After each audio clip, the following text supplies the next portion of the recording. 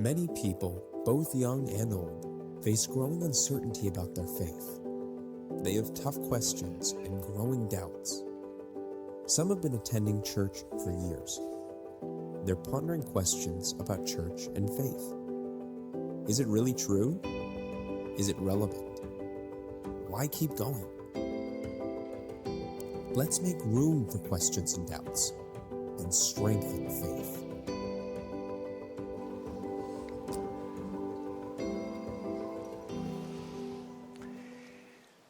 In John Ortberg's book, No Doubt, and no is K-N-O-W, No Doubt, he shares how he received an email one day requesting 1,000 copies of one of his books.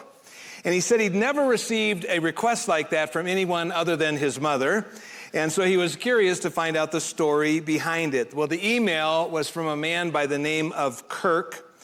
He was a high-capacity corporate type of a guy. He was a father of 3 young daughters with really a brilliant future ahead of him until he found out that he'd been diagnosed with ALS, or Lou Gehrig's disease. But Kirk was a believer and convinced that in the midst of tragedy, faith was the only hope. And he decided to use his final months to encourage the people he loved the most to reflect on what mattered the most.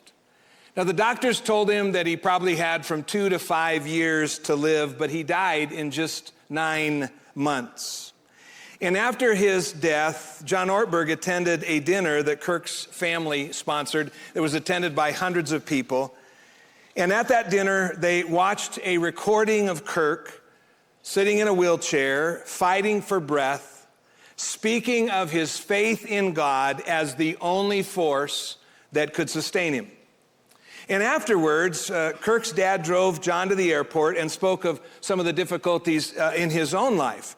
How his mother had died when he was only 4, and now in his 70s, he'd lost his son.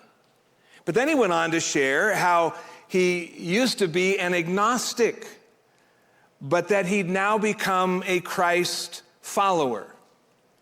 And when Kirk's father shared that with John, John confessed and said, there's a mystery to faith that I can't fully understand. Now today, as we address a very challenging subject, I'd be the first to confess that there is indeed something that I think is difficult to fully understand. And my guess would be that if you've been around very much, that you've witnessed this for yourself. And here's what's difficult to fully understand. Why does tragedy destroy the faith of some and yet develops it in others? Incredible question. Wish I had the answer. Welcome to Academy Christian Church. We're glad you're here today, especially if you're joining us in person, but also if you're watching us online, or we have a great bunch of folks that are over at our West Side campus. And we've been doing this series called Room for Doubt. Because we really wanted to make some space for people to be able to acknowledge their doubts by addressing some questions that I think most people share in common. And so we have asked questions and we've tried to provide answers to such topics as, hey, is it normal for a person to have doubts? And I hope the answer is yes. I believe it's yes because I have experienced doubts myself. Is God really necessary? Hasn't the world figured out a way to operate or be here without him? Isn't the Bible full of myths and mistakes? And why is Jesus such a big deal? And I just encourage you, if you missed any of those, you can go back and watch those online and catch up. But today we're arriving at the topic, why would God allow tragedy and suffering?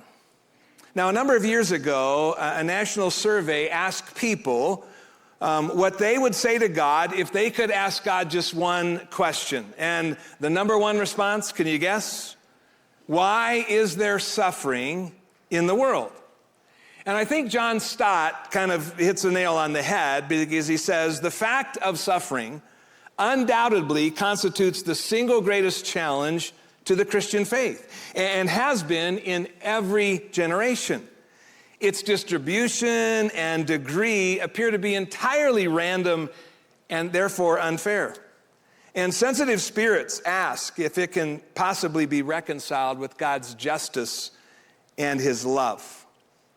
And see, the question of why God would allow suffering and tragedy really is as old as humanity, and as Stott has said, has been asked by every generation in the human race.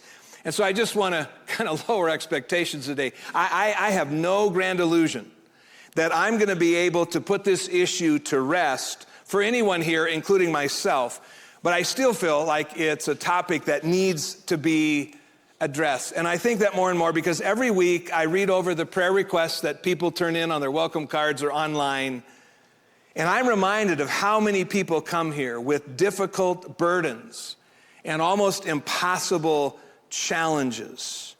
And being in ministry has given me a front row seat to people's lives in a lot of great ways. I've got to see people's joys and highlights and celebrations. But I've also had that front row seat for a lot of their hurts and their heartbreaks and their agonies as well. And so I just have to confess to you that I do feel woefully inadequate to address this topic today. Because what I've discovered over years is that there is nothing more challenging than trying to give a suffering person the kind of hope and encouragement that they specifically need. But let's go ahead and dig in. I'd like to start by offering just some general observations concerning tragedy and suffering.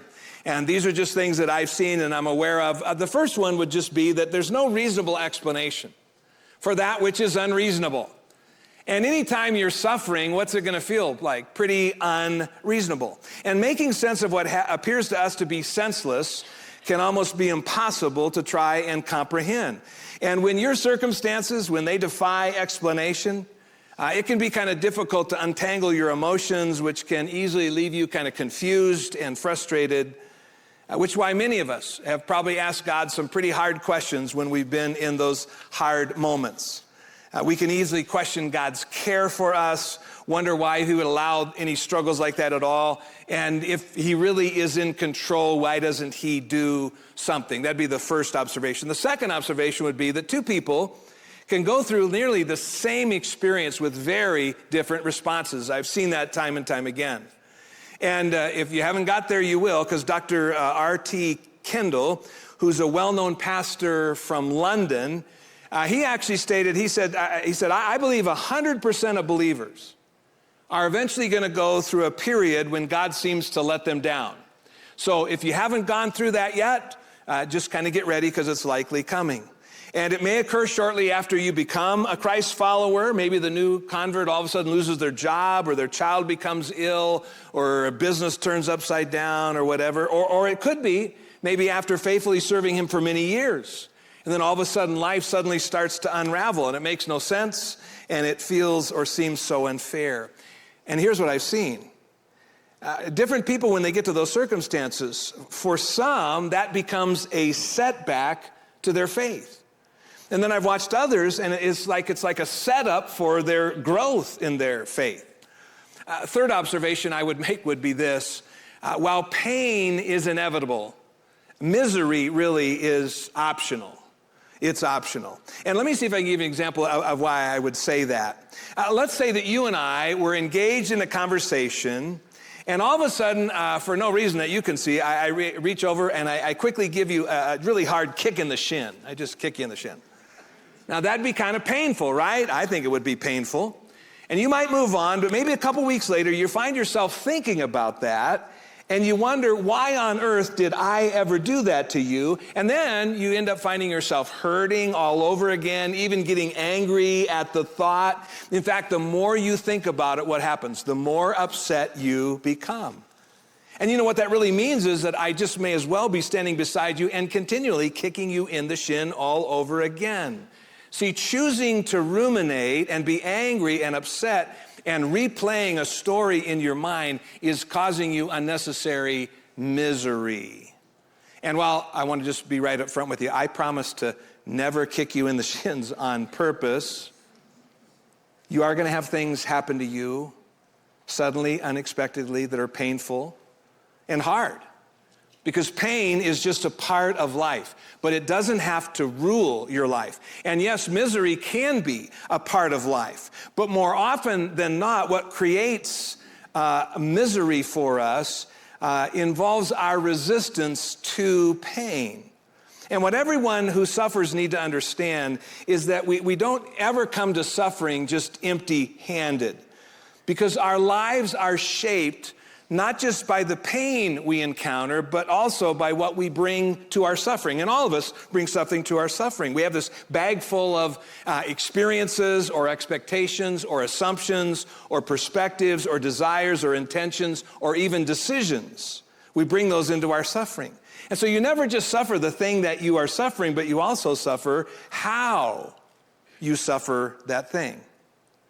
And so I got to tell you, what you think about yourself, what you think about life, what you think about God, what you think about others has a huge effect on how you interact with and respond to the difficulties that come your way in life. And really, just who you are as a person makes a big difference. You may have heard the story about twin boys who by the age of 6 had developed some extremes in their personalities to the point that their parents had gotten a little bit concerned about them. And one of the twins, as you might imagine, was always optimistic, happy, joyful, all of the time, while the other was always, as you might imagine, pessimistic and complaining and whining about everything. Well, their parents were really growing concerned over how these differences in their personalities would affect their lives, and so they decided, hey, they probably should see a psychiatrist. And so the psychiatrist started with really just the more pessimistic child and thought he would see that if he could brighten the child's outlook by presenting him with a room completely full of brand new toys. But instead of responding with delight, the kid literally burst into tears. And puzzled by the response, the psychiatrist said, well, hey, what's the matter? And the little boy said, well, you see that toy right over there? That's broken. And that toy right over there, that needs batteries. And he literally found something negative to say about every toy in the room. Well, then the psychiatrist directed his attention toward the optimistic twin. And in an attempt to dampen his outlook, the psychiatrist presented him with a room filled with nothing but horse manure. But instead of responding with repulsion as they were thinking, the optimistic child literally shouted with delight as he climbed up to the top of the manure pile and began joyfully digging scoop after scoop with his bare hands. And when the psychiatrist, completely taken back by that response, said, what are you doing? The boy said, what am I doing? Wow, he said, with all this manure, there's just got to be a pony in here somewhere. I'm going to find the pony. I guess what I'd say the moral of the story could be that when life gives you manure, maybe you ought to try to ignore the manure and start looking for the pony. I think we spent enough time together that you probably know I tend to be fairly optimistic. And I know that that's a choice that you and I get to make about how we choose to interpret the things that happen to us in life, which then actually determines how we experience those things. And what I've seen is that the apparent incongruence between a loving God and our personal suffering, that can become, if we're not careful, a spiritual minefield. That's where a lot of people's faith breaks down, but it doesn't have to. And so we don't have time today to cover it as in depth as we should. I've included in your notes there just some resources. There are literally dozens of books that people have written to help people kind of navigate what happens when they experience difficulties. And so just a few I included: Trusting God Even When Life Hurts, Walking with God Through Pain and Suffering, Hope When It Hurts, Where is God in All the Suffering? See, a lot of people have dealt with that on some great things, and I would encourage you to avail yourself of that, but even more, make sure you spend time in God's Word, because sometimes your faith in God is the only thing that can prepare you for what might happen, and I'll let Richard Stambaugh tell you his story. I'm Richard Stambaugh. My wife is Dorothy Stambaugh, and we came to Colorado Springs in 1970, and we had 4 children at the time. David was the oldest. He was born at first, and we had Susan and Nancy and Jennifer. Jennifer was the youngest daughter. Jennifer was 7 months old, and she got some kind of a virus. And I remember holding her in my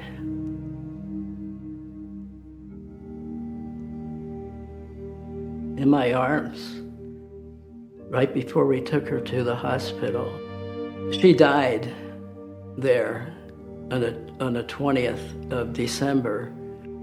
Right before Christmas, she was buried. And we have nothing against God that she died. And we don't understand everything that God does for us, but He's good. He loves us, and He's good. We have no bad feelings about things like that. And so our second daughter, Nancy, she was married. She was a Christian, and she was married to a non-Christian person. She took her own life, and what caused her to do that, her husband wanted a divorce, but he didn't want to really do the divorce, so he did everything he possibly could to have her take her own life, which she did. Our other daughter, Susan, it was back in 2013, she was diagnosed with a leukemia, a rare leukemia.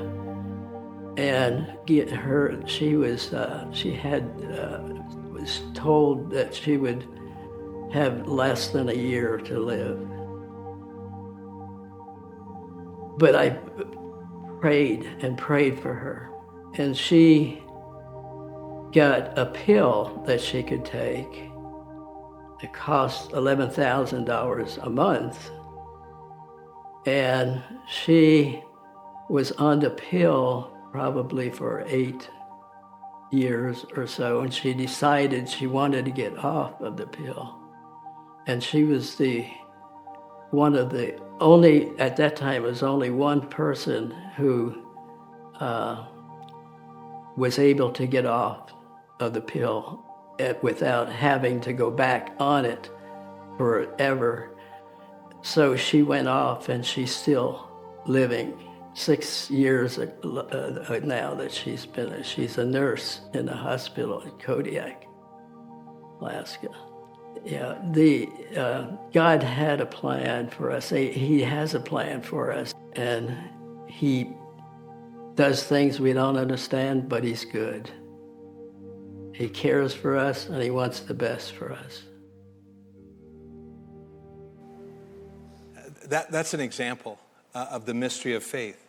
Something that's hard to clearly understand, how somebody can go through something that hard and still say, hey, God's good. He's got a plan. He's carrying it out. But it has to do with the faith that Richard and his wife developed. And I got to say, if you're a young person here today, man, lean into your faith, because you never know when you're going to need it really to support you. And a faith that leaves you unprepared for suffering is not a faith that's built on biblical truth. And so let me see today, I'd like to just offer to you 3 mental constructs, ways of thinking that can actually bolster your faith instead of deconstructing it. Because a lot of times when we experience hard things in life, it tends to deconstruct our faith. And if you've ever wondered, why didn't just God create a world where tragedy and suffering didn't exist? And the answer is, he actually did. Remember in Genesis chapter 1, verse 31, it says, God saw all that He had made, and it was very good. Problem is, humanity took a little bit of their own detour. And so the first construct would be this: while God undoubtedly allows it, He Himself is not the source of evil and suffering. When God decided to create human beings, He wanted us to experience love.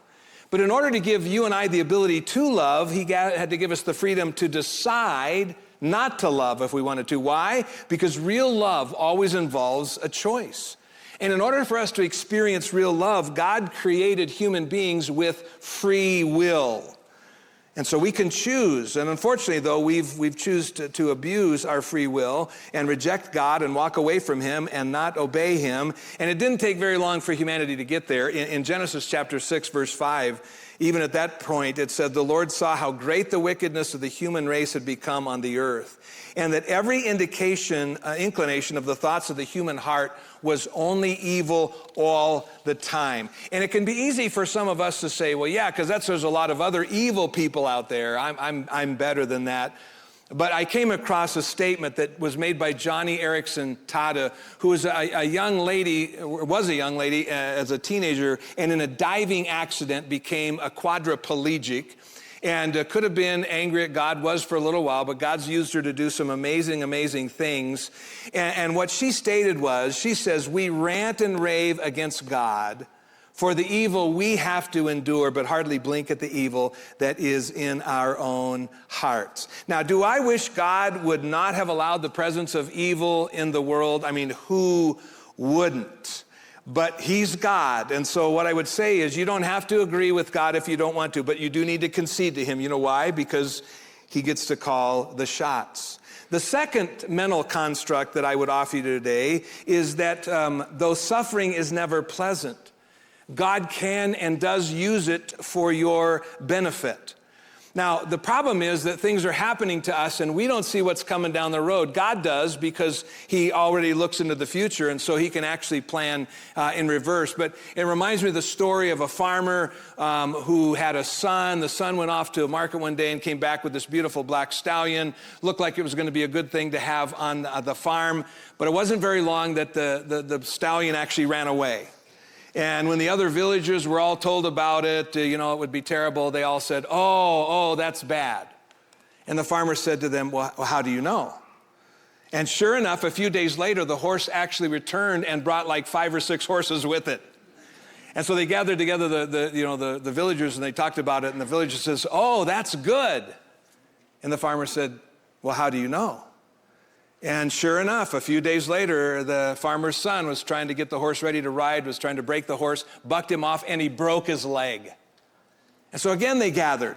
And the villagers said, oh, that's bad. And the farmer said, how do you know? Because a week or two later, the army came through town conscripting soldiers because there was a war they had to go fight. And they left the farmer's son there. You know why? Because his leg was broken. And the villagers said, oh, that's good. And the farmer said, how do you know? Because see, there are things that are happening in our life that we don't know that are coming that God does. We have to recognize God can use things for our benefit. Now, on several occasions, I've spoken over the last few years about how difficult ministry has been in the last season, painful, discouraging. But when I say that, at the same time where I'm at right now, I have to acknowledge that it was some of the most beneficial time in my life for me to grow as a person. And very often we don't understand how God is presently working in our lives and how he actually intends to bring both benefit and long-term blessing. And we've seen that in some amazing ways. Romans chapter 5, the Apostle Paul tried to get us to say, hey, not only so, but we can actually rejoice in our sufferings because God uses them for our good. They can produce perseverance and character and hope, and the list goes on and on. And just recently, another great example of that, Julie Nielsen, our former children's pastor, was out in California, Palm Springs area, visiting her mother. And of course, she shared how after the January 7th Southern California fires began, a lot of people from the LA area actually relocated to the Palm Springs area, and they were devastated. But you know what? Something was stirring in their hearts, and that's when a church in the area hosted an event at their church for them to come together and worship. And God used his people to get their attention and speak to them. And from that one event, 250 people gave their lives to Christ, which, from an eternity standpoint is way more important than anything else happening. See, suffering is going to happen, and it's either can lead you to despair or to your development. And a thought that I would want you to hold in your mind is this: life doesn't just happen to you, life actually also happens for you. so that you can grow, so that you can develop. But you have to decide what you're going to do with it. And an individual, I think, embodies that pretty well. If you haven't heard of a guy by the name of Vic Vujicic, he was born with a rare disorder that prevented him from growing any arms or legs. And he could sit back and say, wow, I've gotten such a terrible, deal in life. Life's awful. But Nick, through his faith in God, decided that his disability didn't have to disable him. And so, he's learned how to swim. And as you can see, he learned how to play golf and a myriad of other things. He's also married, has 3 children, and he loves God and uses his story to encourage others. And when it comes from him, I think I want to listen more. I have the choice to be angry at God for what I don't have or what I'm going through, or to be thankful for what I do.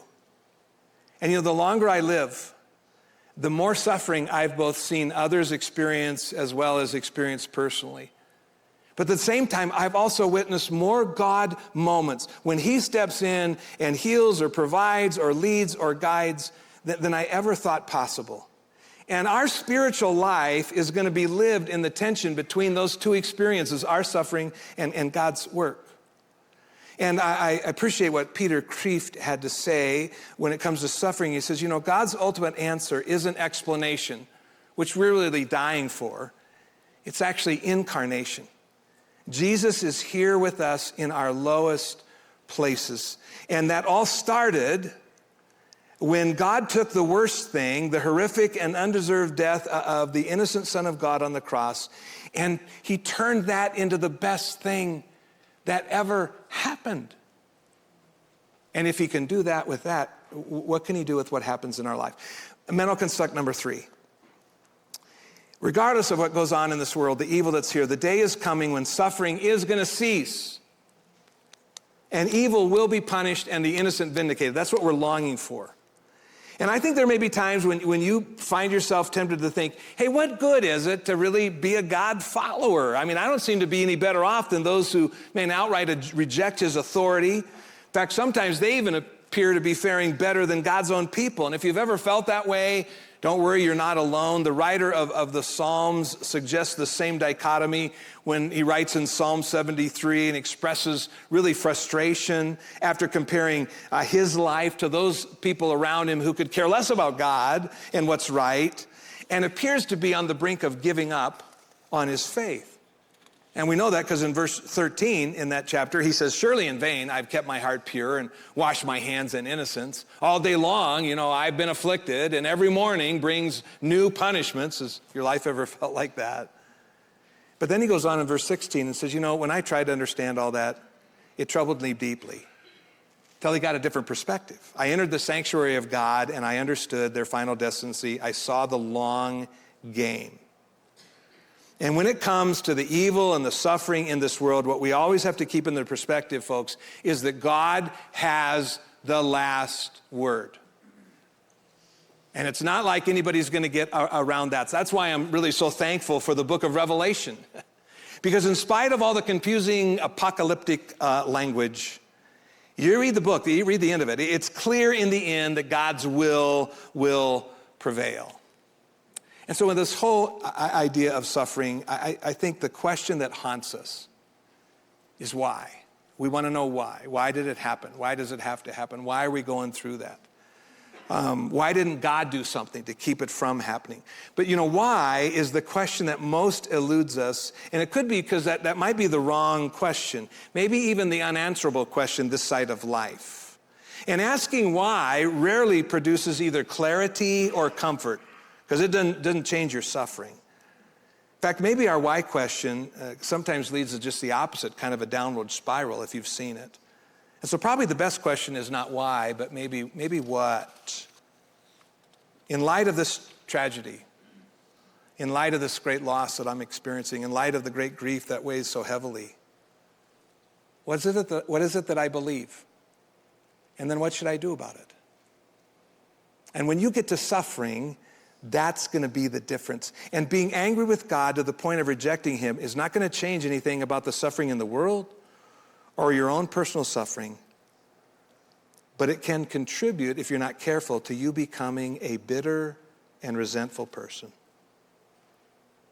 Because you see, we all get to choose if our life experiences are going to cause us to become bitter or better.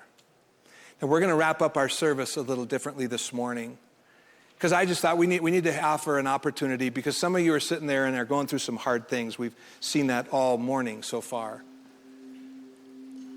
And maybe where you're starting to feel a little bit bitter, because it's hard, it's painful. And you'd like to maybe turn a corner and get it to better. We have a prayer team that's assembled this morning, and if you are serving on that team, I'd like you to ask you to go ahead and come forward if you're on that team. Kind of spread out if you can. We've got some men and women. We have some couples that are coming. And these are people who've said, hey, I'll pray with people who need prayer today. And if you're sitting out there and you can sense a bitterness coming into your life, I would pray that you would avail yourself of these folks who said, hey, I'll stand with you. I'll pray with you. And so in a moment, I'm going to pray. And then after I pray, we're going to stand together and we're going to sing. And it could be something simple, could be something hard. Whatever it is, I'd encourage you to let go of some of those burdens today with some of these folks who love Jesus and would like to minister to you. And they'll stick around afterwards for a little while if you want to come up later. But let's do some business with God today. Not necessarily knowing exactly why, but just knowing who and what we believe. Father, I thank you for some time to talk today about one of the hardest things in dealing with our faith. It's when there's suffering and there's tragedy, when there's pain in our lives. But God, I'm so thankful that you're here, because really, knowing you and knowing about you, that's the only thing that ultimately makes any sense, in spite of the awkwardness of that. And so I pray for hearts today that are just struggling with a weight and maybe sensing some hopelessness. Pray that you'd give them some hope. God, you've shown us over and over again your faithfulness. We want to believe in that and live in it. Help us to do that together today, Father. In Jesus' name we pray. Amen. Amen.